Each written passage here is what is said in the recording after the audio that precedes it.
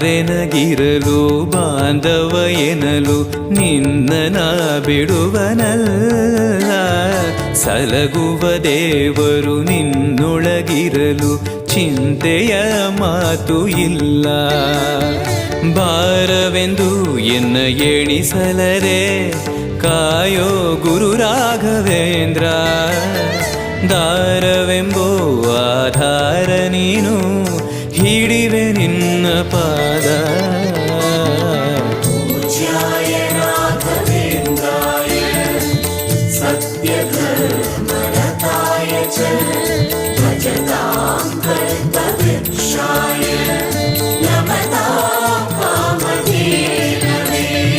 ಪೂರಣ ನಿನಗೆ ದಾಸನನೆಂದು ಬಂದೆನೋ ದೀನ ಬಂದು ದಾರುಣಿಯೊಳಗೆ